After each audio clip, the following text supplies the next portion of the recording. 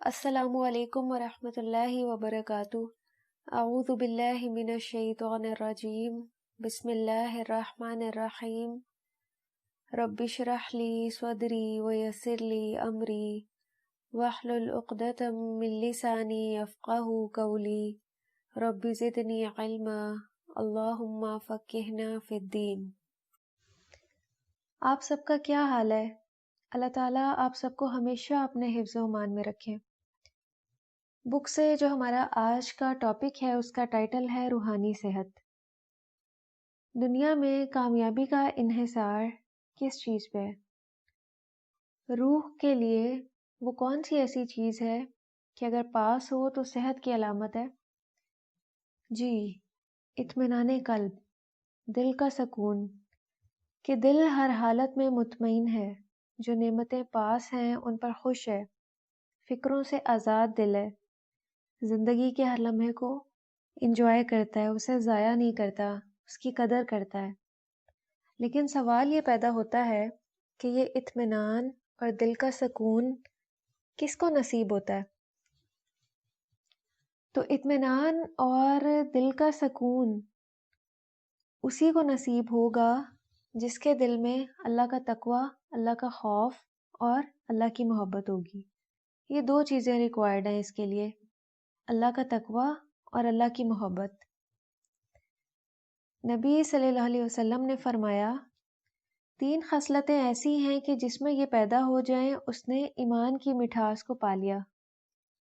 اس میں سب سے پہلی یہ کہ اللہ اور اس کا رسول اس کے نزدیک سب سے زیادہ محبوب بن جائیں۔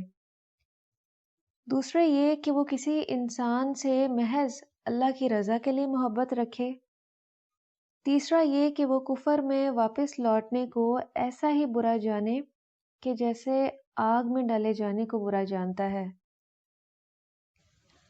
اس حدیث سے ایک بہت ہی اہم بات پتہ چل رہی ہے کہ ایمان کی بھی مٹھاس ہوتی ہے، اس کا بھی ایک ذائقہ اور فلیور ہوتا ہے، اور وہ کس کو محسوس ہوتا ہے؟ اس کو جس کے دل میں اللہ اور رسول صلی اللہ علیہ وسلم کی حقیقی محبت ہو، اس کو وہ ذائقہ محسوس ہو سکتا ہے۔ اور ایک اور بات یہ کہ ایمان میں کمی اور زیادتی اعمال پر اثر انداز ہوتی ہے۔ جیسے اس حدیث سے بھی ہم یہ بات سمجھ سکتے ہیں کہ جس دل میں جتنا زیادہ اللہ، اس کے رسول اور ایمان والوں کی محبت ہوگی اور دین میں استقامت ہوگی، اتنا ہی زیادہ اس کا ایمان ہوگا۔ اور اسی طرح معاملہ اس کے برعکس ہے کہ اگر دل میں اللہ کی محبت کم ہے، اللہ کے رسول کی محبت میں کمی ہے، تو انسان کو اپنے ایمان میں بھی کمی محسوس ہوگی۔ تو اللہ کی محبت کا تعلق کس چیز سے ہے؟ ایمان کی مٹھاس کے ساتھ۔ تو ہمیں بھی کوشش کرنی چاہیے کہ ہمیں ایمان کی جو حقیقی مٹھاس ہے وہ نصیب ہو۔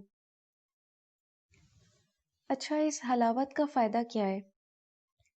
جس دل میں بھی ایمان کی مٹھاس ہوگی نا، اسے پھر اللہ کی اطاعت آسان لگنے لگے گی، اللہ اور رسول صلی اللہ علیہ وسلم کے احکامات پر عمل کرنا مشکل نہیں لگے گا، اور اللہ کی رضامندی کے لیے پھر وہ بڑی سے بڑی تکلیف بھی گوارا کر لے گا۔ اسے پھر یہ ایمان تمام چیزوں سے زیادہ محبوب ہو جاتا ہے، اسے پھر وہ کمپرومائز نہیں کر سکتا، کسی قیمت پہ کھونا نہیں چاہتا۔ اللہ اور رسول صلی اللہ علیہ وسلم کی محبت پھر سب سے اول درجے میں ہو جاتی، اور اگر کسی انسان سے بھی محبت ہوتی تو وہ بھی محض اللہ کے لیے ہوتی۔ اور جو حدیث کا آخر تھا اس میں استقامت کی بات ہو رہی تھی کہ وہ کفر میں واپس لوٹنے کو ایسا ہی برا جانے گا جیسا کہ آگ میں ڈالے جانے کو برا جانتا ہے۔ اس کو ہم ایک مثال سے سمجھ لیتے ہیں۔ حضرت بلال رضی اللہ عنہ کے بارے میں آپ نے سن رکھا ہے کہ جب ان کو کفر پر مجبور کرنے کے لیے پتھر پر لٹا کر سخت سے سخت تکلیف دی گئی تو وہ احد احد ہی کہتے رہے۔ ان کا یہ طرز عمل کیوں تھا؟ کیونکہ انہوں نے ایمان کی حلاوت محسوس کر لی تھی. جو ایمان کا ذائقہ ہے نا وہ انہوں نے محسوس کر لیا تھا. تو اس ایمان کی حلاوت سے عذاب کی تلخی انہیں محسوس نہ ہوئی. تکلیف برداشت کرنا تو گوارا کر لیا لیکن کفر میں لوٹنا پسند نہ کیا. تو یہ ہے استقامت.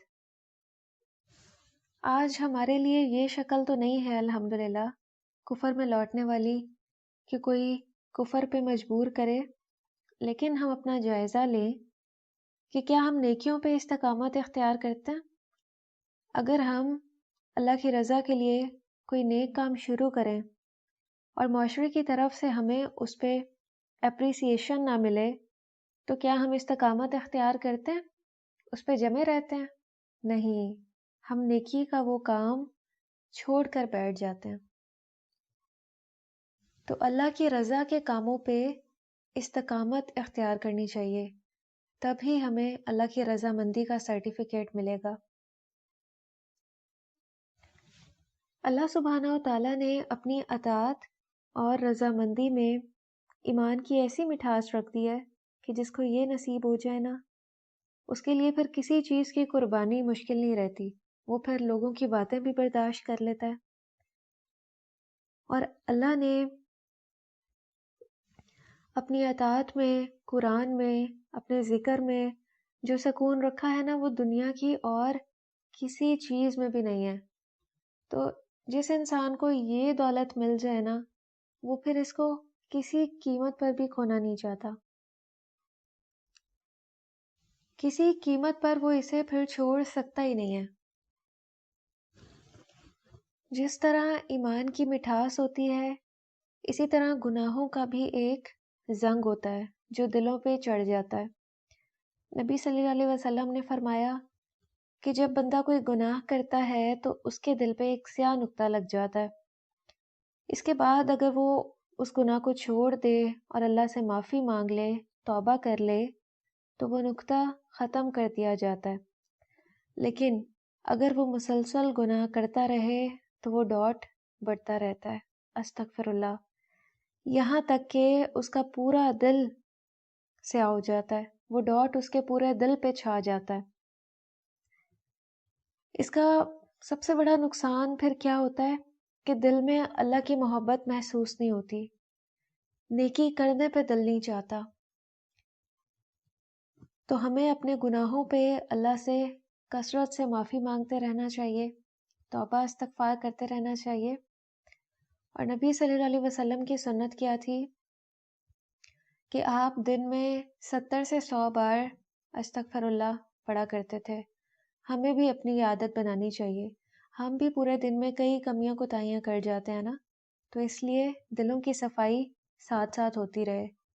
نہیں تو اللہ نہ کرے وہ کنڈیشن ہمارے اوپر طاری نہ ہو کہ پورا دل سیاہ ہو جائے، کہ ہمارے دل پھر اللہ کی محبت سے خالی ہو جائیں، ہم نیکیوں سے اور سنت کے راستے سے دور ہو جائیں. تو پھر یہ بڑا خسارے کا ٹائم ہوگا اور اس سے نکلنا بھی پھر بڑا مشکل ہے. انسان 2 عناصر کا مجموعہ ہے. کون کون سے؟ ایک جسم اور دوسرا روح. دونوں کی ضروریات الگ الگ ہیں. بتائیں کہ جسم کی کیا ضروریات ہیں؟ کھانا، پینا، سونا، گھر بار، جی یہ بھی جسمانی ضرورت ہے. اور اس کے علاوہ بھی ہم نے اپنی بہت ساری ضروریات بنا لی ہیں کہ جس کے بغیر ہم رہ نہیں سکتے. اور روح کی بھی کچھ ضروریات ہیں: علم کا حصول، عمل، غور و فکر، اللہ کی محبت کا حصول، اخلاق حسنہ کی پیروی. لیکن آج ہمیں جسمانی ضروریات تو نظر آتی ہیں کہ یہ ہماری ضروریات ہیں جن کے بغیر ہمارا گزارا نہیں ہے، ہم رہ نہیں سکتے.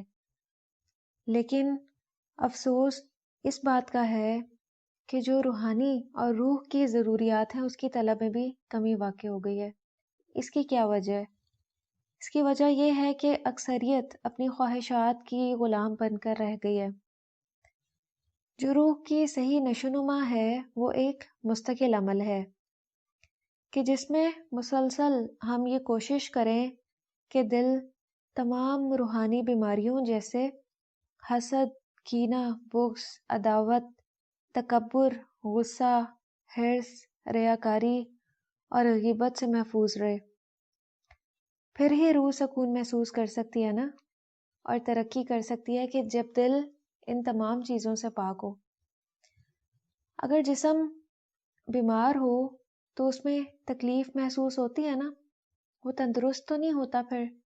اسی طرح اگر روح بھی بیمار ہو جائے تو تب بھی انسان تکلیف محسوس کرتا ہے۔ تو روح کی بھی بہت ساری بیماریاں ہیں، ان کو بھی انالائز کرنا چاہیے اور انسان ان تمام چیزوں سے باہر نکلنے کی کوشش کرے، پھر ہی وہ جسمانی اور روحانی طور پہ تندرست رہے گا اور صحت مند رہے گا۔ اور روح کی ترقی کے لیے ایک اور چیز بہت اہم ہے، وہ ہے اللہ کی محبت۔ جس دل میں بھی اللہ کی محبت ہوتی ہے وہ روحانی طور پہ بھی صحت مند ہوتا ہے۔ اللہ کی محبت کا حصول کیسے ممکن ہے؟ اس کے لیے 2 کام کرنے ہوں گے، گناہوں سے سچی توبہ اور نمبر 2 عمل صالح۔ گناہوں سے سچی توبہ، یہ نہیں کہ ہم نے آج سوچا کہ ہم کل سے گناہ نہیں کریں گے، آج ہم نے اللہ تعالیٰ سے معافی مانگی، سچی توبہ کی، اور کل کو ہم پھر وہی گناہ کر رہے ہوں۔ یہ سچی توبہ نہیں ہے۔ سچی توبہ یہ ہے کہ انسان جب ایک بار اللہ سے معافی مانگ لے، رجوع کر لے، تو اس کے بعد وہ گناہ نہ کرے، اس کو ترک کر دے، چھوڑ دے۔ اور عمل صالح کون سے ہیں؟ جو سنت سے ثابت ہیں، جو نبی صلی اللہ علیہ وسلم کے اعمال تھے۔ وہ تمام اعمال کرنے سے کیا ہوتا ہے؟ اللہ کی محبت حاصل ہوتی ہے، اللہ تعالیٰ اس انسان کو پھر اپنا محبوب بنا لیتے ہیں۔ تو ان 2 کاموں کے کرنے سے اللہ کا قرب بڑھے گا انشاءاللہ۔ آپ کو پتہ ہے کہ اللہ تعالیٰ کو منانا بہت آسان ہے، اللہ تعالیٰ بہت جلدی بندے سے راضی ہو جاتے ہیں۔ بندوں کے مقابلے میں اللہ تعالیٰ بہت جلدی مان جاتے ہیں۔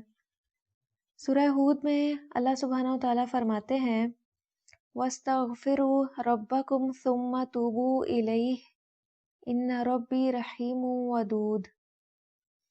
اپنے رب کے حضور توبہ کرو اور اس سے معافی مانگ لو، بے شک میرا رب بڑا رحیم ہے اور محبت کرنے والا ہے۔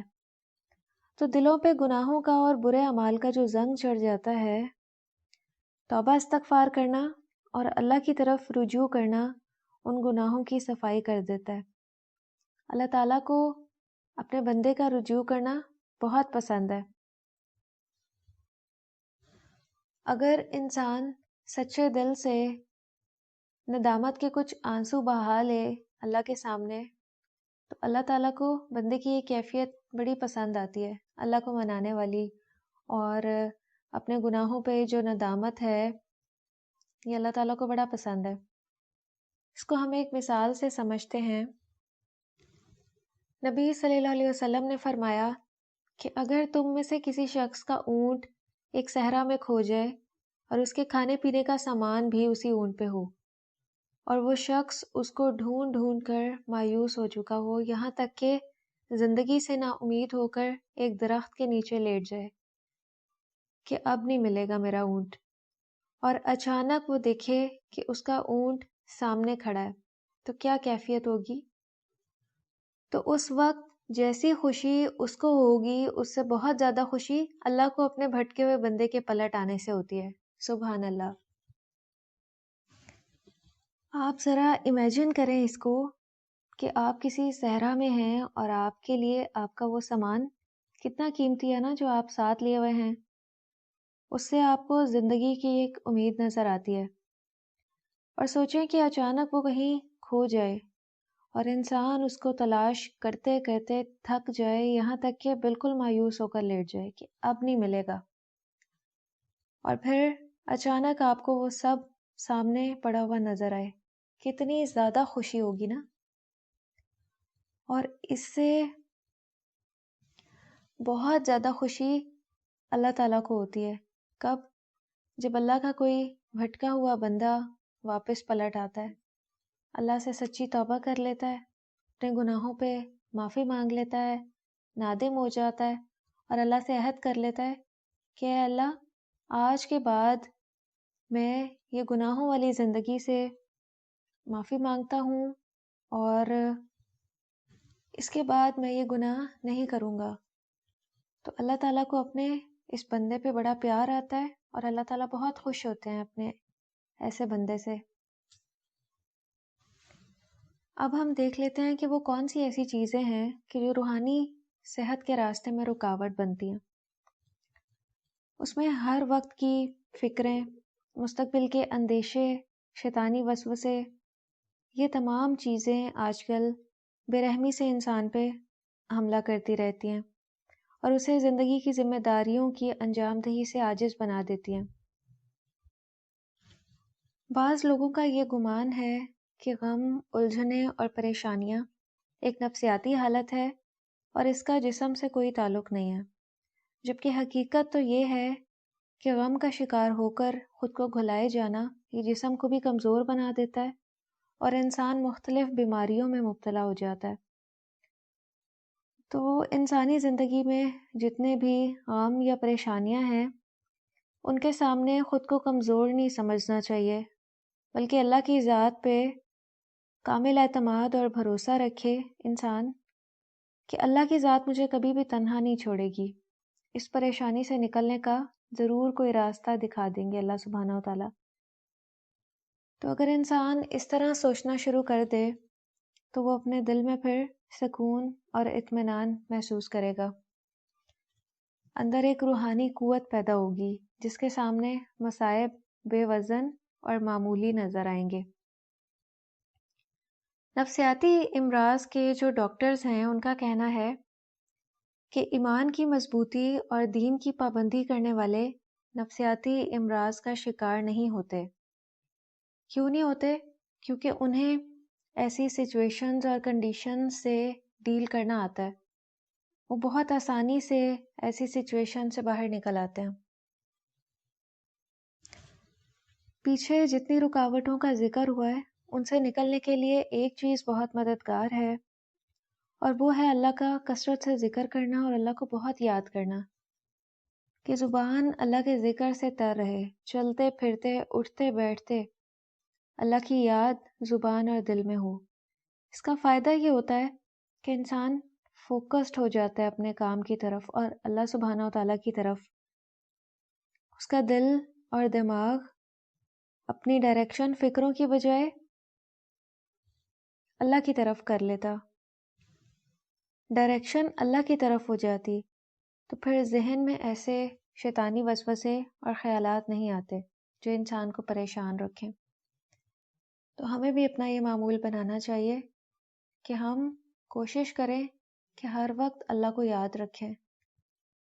جب زبان پہ اللہ کا ذکر ہوگا تو دل میں بھی اللہ کی یاد آ جائے گی، تو پھر ہمیں ایسی چیزیں پریشان نہیں کریں گی، دل پرسکون رہے گا۔ سورہ رعد میں اللہ سبحانہ و تعالیٰ کا ارشاد ہے، الذین آمنوا وتطمئن قلوبهم بذکر اللہ الا بذکر اللہ تطمئن القلوب۔ جو لوگ ایمان لائے ان کے دلوں کو اللہ کے ذکر سے اطمینان نصیب ہوتا ہے، اور اللہ کی یاد ہی وہ چیز ہے جس سے دلوں کو سکون ملتا ہے۔ یہاں پہ اللہ کے ذکر سے مراد قرآن ہے۔ قرآن میں اللہ تعالیٰ نے جسمانی اور روحانی دونوں طرح کی شفا رکھی ہے، اس میں روحانی بیماریوں کا بھی علاج ہے، لیکن اس علاج سے کس کو فائدہ پہنچتا ہے؟ جس کا قرآن کے ساتھ مضبوط تعلق ہو۔ کیا وجہ ہے کہ آج ہم قرآن پڑھتے تو ہیں لیکن جو روحانی سکون ہے اس سے ہمارے دل خالی ہیں؟ تو اس کی وجہ یہ ہے کہ ہم قرآن کا حق ادا کر کے نہیں پڑھتے، ہم اس کو سمجھ کے نہیں پڑھتے، تو پھر ہمیں اپنے مسائل کا حل بھی اس میں نظر نہیں آتا۔ قرآن ان کے لیے شفا ہے جو اس کے احکامات پر عمل بھی کرتے ہیں۔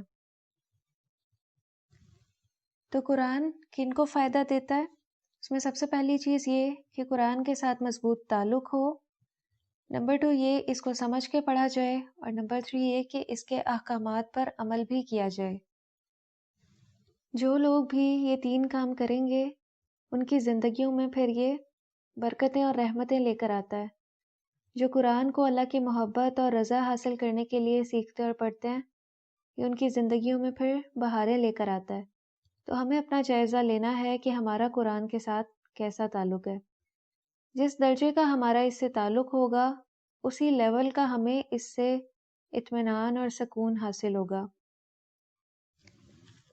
قرآن کی کثرت سے تلاوت کرنی چاہیے ہمیں، کیونکہ جو دل اللہ کے ذکر سے خالی ہوتے ہیں ان پہ پھر زنگ لگنا شروع ہو جاتا ہے، اور اس زنگ کے نتیجے میں انسان پہ ایسی غفلت طاری ہوتی ہے کہ پھر قرآن اور اللہ کی باتوں میں دل نہیں لگتا۔ تو دلوں کا زنگ دور کرنے کا واحد ذریعہ یہ قرآن ہی ہے۔ ہمیں اس سے مضبوط تعلق پیدا کرنے کی ضرورت ہے، اور دل کی زمین جتنی نرم ہوگی اتنی ہی اس میں عاجزی پیدا ہوتی ہے، اور دل کی زمین قرآن اور اللہ کے ذکر سے ہی نرم ہو سکتی ہے۔ اور دوسری بات یہ کہ جو ہمارے دلوں کی زمین ہے وہ شیشے کی طرح صاف ہوگی تو ہی اس میں اللہ تعالیٰ اپنی محبت پیدا کریں گے۔ اللہ اور قرآن سے مضبوط تعلق کے ساتھ راستے کی تمام مشکلات آسان ہونا شروع ہو جاتی ہیں، اور دنیا میں اس کا جو سب سے بڑا ریوارڈ انسان کو ملتا ہے وہ ہے قلب مطمئن، دل کا سکون۔ یہ کن لوگوں کے لیے ریوارڈ ہے؟ جن کا اللہ اور قرآن کے ساتھ مضبوط تعلق ہو، جن کے دل میں اللہ کی بے پناہ محبت ہو۔ لیکن اس کے لیے اگر ہم چاہتے ہیں ہمارا دل قلب مطمئن بن جائے، ہمیں سب سے پہلا کام کیا کرنا ہوگا کہ اللہ اور اس کے رسول صلی اللہ علیہ وسلم کی محبت کو ہمیں ٹاپ پریورٹی پہ رکھنا ہوگا۔ اللہ تعالیٰ کو کثرت سے یاد کرنے کا مطلب صرف یہ نہیں ہے کہ ہم صرف زبان سے اللہ کو ہر وقت یاد رکھیں تو اس کا مطلب ہے کہ ہم نے حق ادا کر دیا۔ اللہ کو یاد رکھنے کا مطلب یہ بھی ہے کہ ہم اپنے پورے دن میں یا روزمرہ کے اوقات میں جتنے بھی کام کرتے ہیں ہم اس میں اپنا جائزہ لیں کہ کیا ہمارے وہ کام اللہ اور اس کے رسول صلی اللہ علیہ وسلم کی رضا کے مطابق ہوتے ہیں، نبی صلی اللہ علیہ وسلم کی سنت کے مطابق ہوتے ہیں۔ اصل میں اللہ کو یاد رکھنے کا مطلب یہ ہے کہ ہم جب عملی زندگی میں آتے ہیں وہاں پہ ہم اللہ تعالیٰ کو کتنا یاد رکھتے ہیں۔ تو عملی زندگی میں ہر کام سے پہلے اگر ہمیں اللہ کی یاد آتی ہے نا، اور ہم سب سے پہلے یہ سوچتے ہیں کہ یہ کام اللہ کی رضا کے مطابق ہے یا نہیں، تو پھر اس کا مطلب ہے کہ ہماری ڈائریکشن الحمدللہ ٹھیک ہے۔ اور اگر ایسا نہیں ہے، ہمیں یہ خیال نہیں آتا کہ یہ کام سنت کے مطابق ہے یا نہیں، مجھے کرنا چاہیے یا نہیں، تو پھر ہمیں اپنے ایمان کی فکر کرنی چاہیے۔ پھر واقعی اس چیز کی ضرورت ہے کہ ہم قرآن کے ساتھ اور اللہ کی ذات کے ساتھ مضبوط تعلق پیدا کریں۔ روحانی صحت کے لیے ایک اور چیز بہت اہم ہے، اور وہ ہے اپنے گناہوں کا اعتراف کرنا۔ اس میں بھی انسان کے لیے بہت راحت اور سکون ہے۔ گناہوں کا دل پہ اور ضمیر پہ بڑا بھاری بوجھ ہوتا ہے، اور یہ گناہ جسمانی تکالیف کا بھی باعث بنتے ہیں۔ کئی بار مسلسل سر درد رہنا، دل کی گھبراہٹ یا بلڈ پریشر، اسی طرح اور دوسرے امراض، اور کئی بار ڈاکٹرز بھی اصل وجہ تک نہیں پہنچ پاتے، لیکن انسان کو کئی بار اپنی اس تکلیف کی وجہ سمجھ میں آ رہی ہوتی ہے۔ تو اس کا حل یہ ہے کہ اللہ کے حضور سچے دل سے انسان توبہ کر لے اور ندامت کے آنسو بہائے۔ ندامت میں جتنا خلوص ہوگا اتنا ہی دل گناہوں کے بوجھ سے جلد صاف ہو جائے گا، اور دل جب گناہوں سے صاف ہو جاتا ہے تو کیسا محسوس ہوتا ہے؟ اللہ کا قرب محسوس ہوتا ہے، راحت اور سکون محسوس ہوتا ہے۔ اور یہ اتنی بڑی نعمتیں ہیں کہ انسان پھر بڑی سے بڑی قربانی کر سکتا ہے، لیکن ان کو کمپرومائز نہیں کر سکتا، ان کو نہیں چھوڑ سکتا۔ نماز اور صحت۔ نماز ایمان کے بعد اسلام کا اہم ترین رکن ہے۔ اس کی فضیلت کا اندازہ اس بات سے لگایا جا سکتا ہے کہ اس کا حکم حضرت جبرائیل علیہ السلام کے ذریعے نہیں پہنچا، بلکہ معراج کی رات نبی صلی اللہ علیہ وسلم کو آسمانوں پر ملا اس کا حکم۔ اس سے اس کی اہمیت کا اندازہ لگایا جا سکتا ہے۔ نماز کے ذریعے اللہ کے ساتھ ایک تعلق اور کنیکشن قائم ہوتا ہے، اور اللہ تعالیٰ کی مدد بھی آتی ہے، جیسے اللہ تعالیٰ نے فرمایا وَاسْتَعِینُوا بِالصَّبْرِ وَالصَّلَاةِ، اللہ سے صبر اور نماز کے ساتھ مدد مانگو۔ تو نبی صلی اللہ علیہ وسلم کو جب بھی کوئی اہم معاملہ پیش آتا، آپ فوراً نماز کا اہتمام فرماتے۔ ہمیں بھی اس آیت سے اس کی ترغیب مل رہی ہے کہ نماز کے ساتھ اللہ سے مدد مانگنی چاہیے، اور یہ کام اللہ سے ڈرنے والوں کے لیے بالکل بھی مشکل نہیں ہے۔ نماز کی پابندی کرنے سے بندہ اللہ تعالیٰ کے بہت قریب ہو جاتا ہے۔ اور نماز میں کس حالت میں بندہ سب سے زیادہ اللہ کے قریب ہوتا ہے؟ بتائیں؟ جی، سجدے کی حالت میں۔ اور سجدے کی حالت میں اللہ تعالیٰ سے جو بھی مانگا جائے اللہ تعالیٰ قبول فرماتے ہیں۔ اس لیے کثرت سے سجدے میں مسنون دعاؤں کا اہتمام کرنا چاہیے۔ اور دوسرا فائدہ یہ کہ سجدے کی حالت میں بہت سکون اور اطمینان کی کیفیت دل پر طاری ہوتی ہے۔ ایسا محسوس ہوتا ہے کہ اللہ کی ذات بہت قریب ہے۔ جب ہم پریشان ہوں یا کسی مشکل میں ہوں تو دل چاہتا ہے نا کہ کوئی ہماری سنے، تو سجدے میں یہی کیفیت نصیب ہوتی ہے۔ اسی طرح نسائی کی ایک روایت ہے، حضرت انس رضی اللہ عنہ بیان کرتے ہیں کہ نبی صلی اللہ علیہ وسلم نے نماز کو اپنی آنکھوں کی ٹھنڈک قرار دیا۔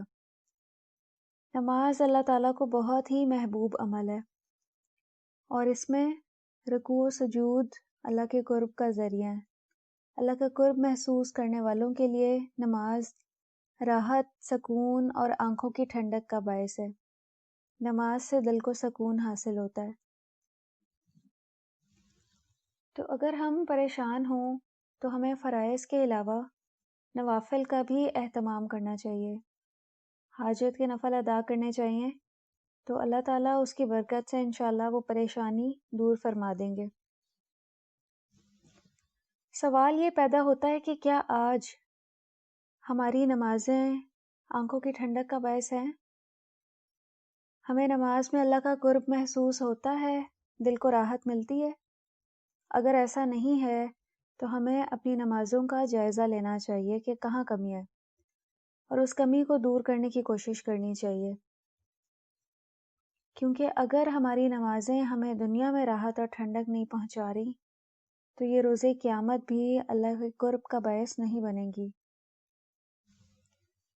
اچھا یہ بتائیں کہ کیا نماز اور صحت کے درمیان آپ کو کوئی کنیکشن نظر آ رہا ہے؟ جی، بہت گہرا اور مضبوط کنیکشن ہے۔ نماز کو اگر صحیح طریقے سے ٹھہر ٹھہر کے یکسوئی کے ساتھ پڑھا جائے تو اس میں بہت سے جسمانی اور روحانی فائدے ہیں۔ تمام رات سونے سے اعضاء سست ہو جاتے ہیں۔ صبح بیدار ہو کر جب ہم نماز پڑھتے ہیں تو تمام اندرونی اعضاء جس میں دل و دماغ اور خاص طور پہ ریڑھ کی ہڈی شامل ہے، ان کو یہ توانا کرتی ہے اور دوران خون کو بھی معتدل رکھتی ہے۔ باقی پورا دن بھی نمازوں کو ان کے اول وقت میں ادا کرنے کے لیے انسان میں ایک قوت پیدا ہو جاتی ہے۔ اللہ تعالیٰ کو اول وقت میں پڑھی ہوئی نماز بہت پسند ہے، اور اول وقت میں پڑھی گئی نماز سکون اور اللہ کے قرب کا ذریعہ بھی بنتی ہے۔ کیونکہ جو نماز ہم اول وقت میں ادا کرتے ہیں اس میں کیا کوشش کرتے ہیں؟ اس کا حق ادا کر کے پڑھنے کی کوشش کرتے ہیں۔ لیکن جو نماز لیٹ ہو جائے، آپ نے محسوس کیا ہوگا کہ وہ کس طرح پڑھی جاتی ہے؟ بہت جلدی جلدی میں پڑھی جاتی ہے، اس کا پھر حق ادا نہیں ہوتا۔ اور اپنے تمام کام چھوڑ کر اول وقت میں جب نماز ادا کی جاتی ہے تو ان کاموں کے لیے جو ہم نے نماز کی وجہ سے کچھ ٹائم کے لیے ترک کر دیے، ان کے لیے بھی پھر اللہ کی مدد حاصل ہو جاتی ہے، ہمارے وہ کام بھی مکمل ہو جاتے ہیں، کاموں میں آسانیاں آ جاتی ہیں۔ تو اس لیے جیسے ہی اذان ہو نماز پڑھ لینی چاہیے، نماز کو لیٹ نہیں کرنا چاہیے۔ روزہ اور تزکیہ۔ روزے سے تزکیہ کس طرح سے ہوتا ہے، یہ ہمیں ایک حدیث سے پتہ چل رہا ہے۔ نبی صلی اللہ علیہ وسلم نے فرمایا کہ جس نے رمضان کے روزے ایمان کے ساتھ اور ثواب کی نیت سے رکھے، اس کے تمام پچھلے گناہ معاف کر دیے جائیں گے۔ تو جو روزہ بھی خالص نیت سے اللہ کو راضی کرنے کے لیے رکھا جائے، وہ گناہوں کی معافی کا سبب بنتا ہے۔ روزہ رکھنے سے نفس میں ایک قوت محسوس ہوتی ہے اور اس قوت کے ساتھ گناہوں سے باز رہنا آسان ہو جاتا ہے، اور گناہوں کو چھوڑ دینے سے تزکیے کا حصول ہوتا ہے، دل کی صفائی ہوتی رہتی ہے، روحانی ترقی ہوتی رہتی ہے۔ اچھا، تزکیہ نفس سے کیا مراد ہے؟ تزکیہ نفس سے مراد ہے کہ انسان صحیح اور غلط کے درمیان فرق کر سکے اور غلط کاموں سے خود کو روکنے کی طاقت اپنے اندر پیدا کر سکے، اپنے نفس کو جو اکثر غلط راستے پہ چلنے کی ترغیب دیتا ہے اسے قابو میں رکھ سکے۔ اس کے لیے کیا ضروری ہے کہ انسان کا اپنے جسم پر مکمل کنٹرول ہو اور نفس کی خواہشات اس کی گرفت میں ہوں، نہ کہ وہ نفس کا غلام بن کے رہ جائے۔ اسی لیے رمضان میں ایک مہینہ بھوک پیاس برداشت کرنے اور نفس کی خواہشات پر قابو رکھنے کی جو پریکٹس کروائی جاتی ہے، اس کا مقصد یہی ہوتا ہے کہ انسان کے اندر اتنی قوت اور طاقت پیدا ہو جائے کہ وہ رمضان کے علاوہ باقی 11 مہینے بھی خود کو کنٹرول رکھ سکے، خود کو ناجائز کاموں سے روک کر بھلائی کے کاموں میں مشغول رکھ سکے، اللہ کی حدود کی پابندی کر سکے۔ روزے کا اصل مقصد تقوی کا حصول ہے، اور اس کے بعد دوسرا مقصد کیا ہے کہ اللہ کی اطاعت یعنی دین میں استقامت اور برائیوں سے بچنے کی قوت پیدا ہو جاتی ہے۔ روزہ رکھنے کے بہت سے فائدے ہیں، بہت سے اوصاف ہیں، جیسے صدق و اخلاص، زہد و عبادت، ریاضت، صبر و استقامت، تحمل، برداشت۔ اخلاص کیسے پیدا ہوتا ہے اس میں کہ باقی تمام عبادات تو نظر آ جاتی ہیں، جبکہ روزہ بتانے سے پتہ چلتا ہے۔ روزے کے بارے میں اللہ سبحانہ و تعالیٰ نے بھی فرمایا نا کہ روزہ میرے لیے ہے اور اس کا اجر بھی میرے ذمہ ہے، میں ہی اس کا اجر دوں گا۔ تو روزے میں اخلاص بہت زیادہ ہوتا ہے۔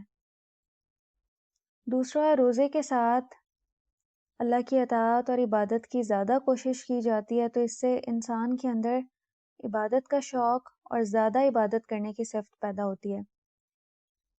تیسرا یہ کہ روزے سے صبر و استقامت اور تحمل اور برداشت کی صفت بھی پیدا ہوتی ہے کہ جب صبح سے شام تک بھوک اور پیاس برداشت کی جاتی ہے اور گناہوں سے بچا جاتا ہے، تو صبر اور تحمل کی صفت پیدا ہو جاتی ہے۔ اور روزہ رکھنے کا جسمانی فائدہ بھی ہے کہ اس سے معدہ تندرست رہتا ہے اور انسان بہت سی بیماریوں سے بچا رہتا ہے۔ اس کی وجہ سے انسان پھر تندرست رہتا ہے۔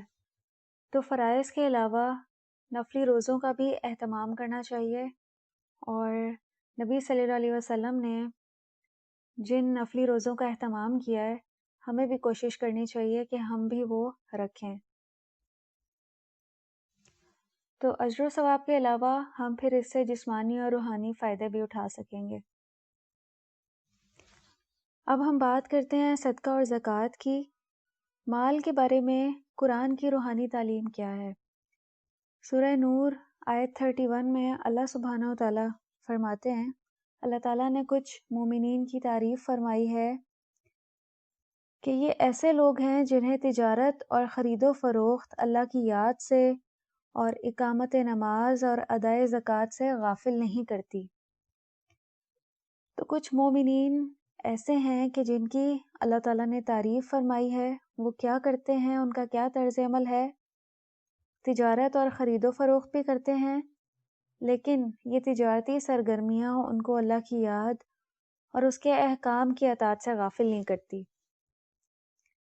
وہ اپنے وقت پر نماز بھی ادا کرتے ہیں، زکوٰۃ بھی ادا کرتے ہیں، اور کسی وقت آخرت کے حساب کی حقیقت سے بے پرواہ نہیں ہوتے۔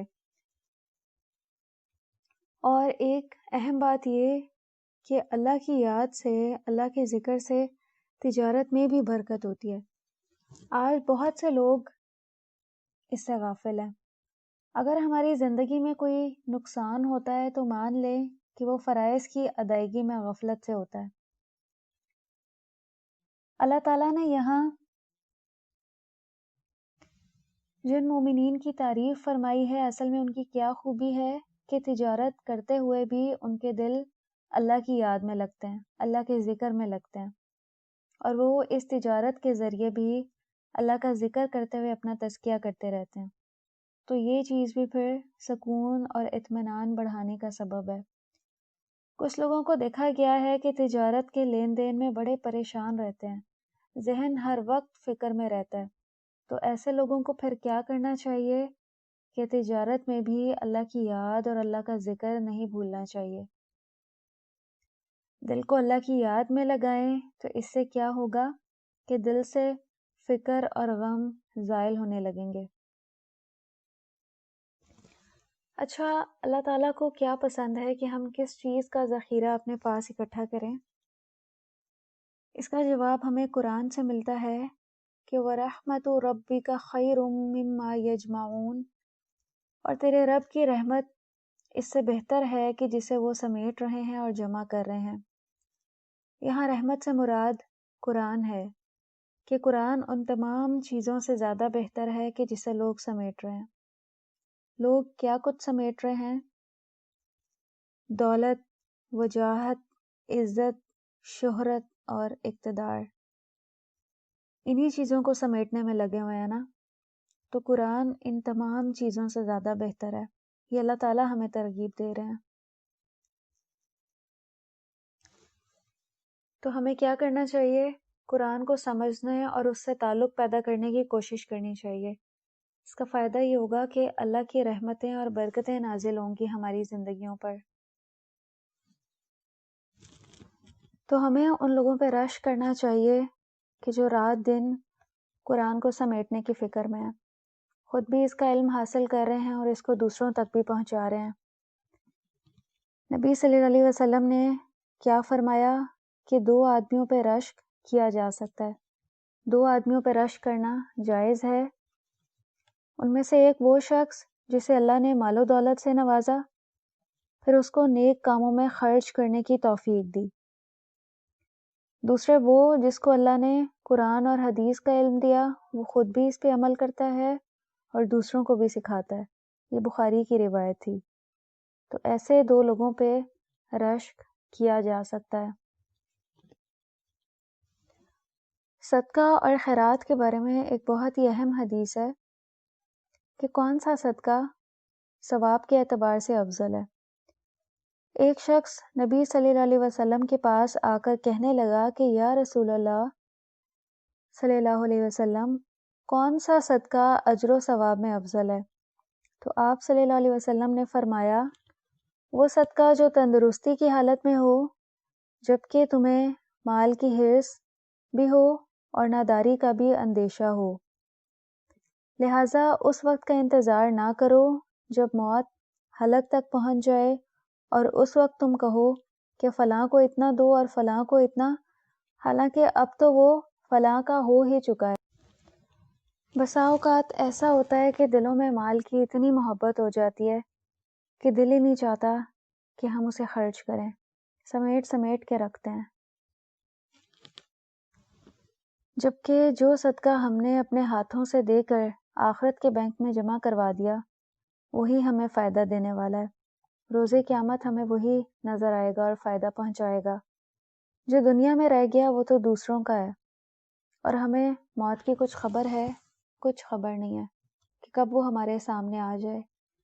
اس لیے صدقہ اور خیرات کرنے میں دیر نہیں کرنی چاہیے۔ جب بھی موقع ملے تو بغیر کچھ سوچے انسان اللہ کے راستے میں دے دے۔ کہ یہ کہاں سیو ہو رہا ہے؟ میرے آخرت کے اکاؤنٹ میں سیو ہو رہا ہے، جو وہاں مجھے فائدہ پہنچائے گا۔ جو دنیا میں نے خرچ کر دیا اپنے اوپر، وہ تو یہاں کے لیے۔ اور کثرت سے صدقہ اور خیرات کرنے کا دنیا میں بھی فائدہ پہنچتا ہے انسان کو، بہت سی مشکلات اور پریشانیاں ٹل جاتی ہیں، انسان ان سے بچ جاتا ہے۔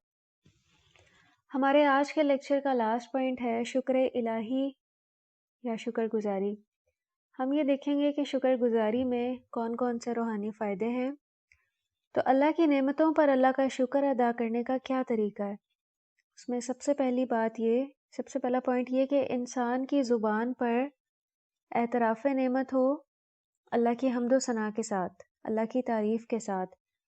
نمبر 2، نعمتوں کے اعتراف سے دل میں اللہ کی محبت پیدا ہو۔ اور نمبر 3، اعضاء اطاعت کی شکل میں اس نعمت کا اظہار کریں۔ تو جو سب سے پہلا پوائنٹ تھا کہ انسان کی زبان پر اعتراف نعمت ہو، اللہ کی حمد و ثنا کے ساتھ، اللہ کی تعریف اور اللہ کے ذکر کے ساتھ، کہ دل اللہ کی نعمتوں اور احسانات کا اعتراف کرے کہ میرے پاس جو کچھ بھی ہے سب اللہ کا فضل اور احسان ہے، میرا کچھ بھی کمال نہیں، مجھے جو کچھ بھی ملا ہوا ہے وہ سب اللہ تعالیٰ کی طرف سے ہے، اللہ کی قدرت ہے، اور میرے پاس موجود تمام نعمتیں اور صلاحیتیں سب اللہ کی عطا ہیں، نعمتیں بھی اور صلاحیتیں بھی۔ ہم کیا سمجھتے ہیں کہ ہمارے اندر جو صلاحیتیں اور خوبیاں ہیں وہ ہم نے خود ڈیولپ کی ہیں، وہ ہماری محنت ہے، جبکہ حقیقتاً وہ اللہ کی طرف سے ہیں۔ تو ہمیں اپنے دل میں اس چیز کا اعتراف کرنا چاہیے۔ ایک تو اس سے اللہ کی معرفت اور اللہ کا قرب بڑھے گا، اور دوسرا دل میں اللہ کی محبت آئے گی۔ محبت کس طرح سے پیدا ہوگی؟ جب ہم دل میں یہ بات سوچیں گے نا کہ یہ خوبی یا یہ نعمت مجھے اللہ کی طرف سے ملی ہے، تو دل میں اللہ تعالیٰ کی محبت جاگے گی، اور اس کے بعد اعضاء اللہ کی اطاعت میں لگ جائیں۔ یہ تیسرا لیول ہے شکر گزاری کا۔ اس سے یہ بات پتہ چلتی ہے کہ اللہ کی دی ہوئی نعمتیں اور صلاحیتیں اللہ کے راستے میں لگانا، اللہ کی اطاعت میں لگانا شکر گزاری ہے۔ کس طرح سے لگا سکتے ہیں؟ اگر کسی کو علم ملا ہے تو شکر گزاری یہ ہے کہ اس علم پر عمل کیا جائے اور اسے دوسروں تک پہنچایا جائے۔ اسی طرح اگر کسی کو مال ملا ہے تو شکر گزاری کیا ہوگی کہ اس مال کو اللہ کے بتائے ہوئے طریقے کے مطابق خرچ کیا جائے۔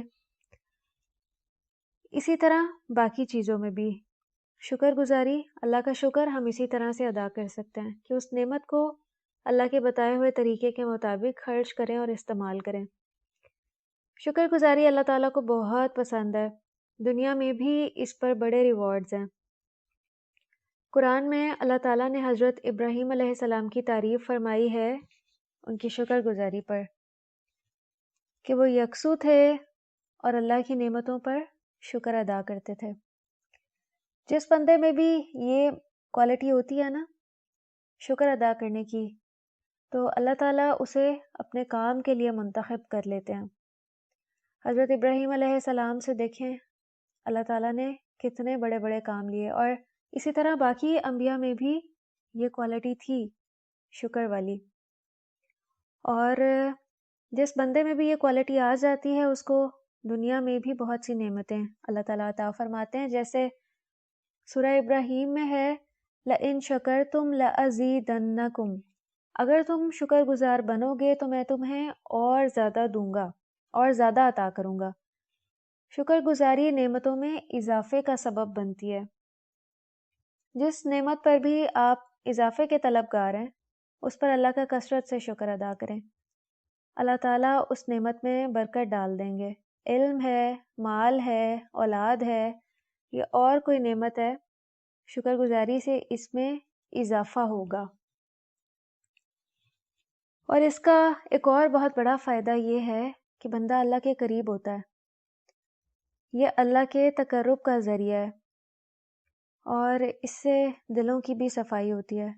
قرب کا ذریعہ کیسے ہے یہ کہ بندہ مومن اعتراف نعمت کے بعد جب نعمت کو اللہ کے بتائے ہوئے طریقے کے مطابق استعمال کرتا ہے اور اسے اللہ کی اطاعت میں لگاتا ہے تو اللہ کے قریب ہو جاتا ہے اور اللہ کی خوشنودی اور رضا حاصل کر لیتا ہے۔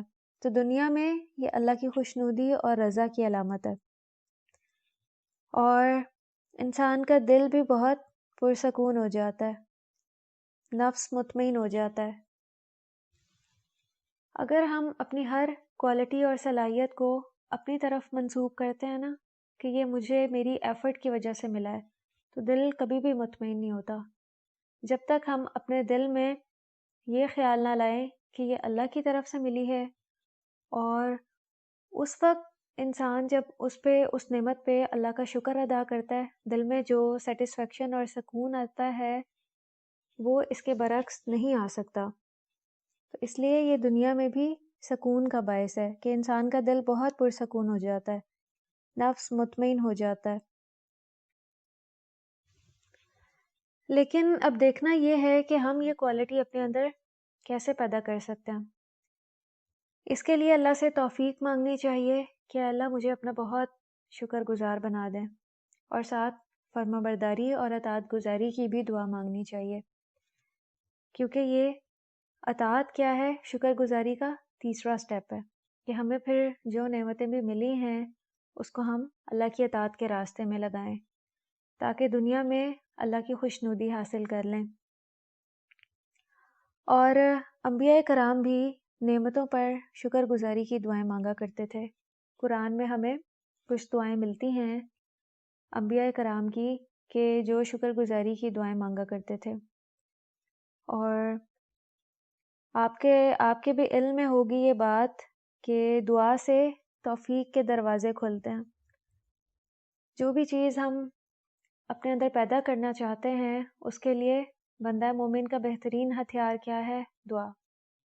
کوئی بھی کام مشکل لگے، کوئی عادت ہم نے اپنی ڈیولپ کرنی ہے، کوئی کوالٹی یا صلاحیت اپنے اندر پیدا کرنی ہے، تو اس کے لیے دعا سب سے بہترین ہتھیار ہے۔ کوشش کے ساتھ اللہ تعالیٰ سے کثرت سے دعائیں مانگنی چاہیے، جو بھی ہم چاہتے ہیں کہ ہمارے اندر آ جائے۔ اور اگر کچھ چیزیں ہم اپنے اندر سے ختم کرنا چاہتے ہیں، اپنی کچھ عادات، یا اگر ہم کچھ گناہوں میں مبتلا ہیں اور ہم چاہتے ہیں کہ وہ گناہ ہماری زندگی سے اور ہماری عادتوں سے ختم ہو جائیں، اس کے لیے بھی ہمیں دعا کا سہارا لینا چاہیے۔ اللہ تعالیٰ ضرور آسانیاں کر دیتے ہیں۔ اللہ کے ساتھ تعلق بھی مضبوط ہوتا ہے، اور اللہ کو اپنے بندے کا دعا مانگنا بہت پسند ہے۔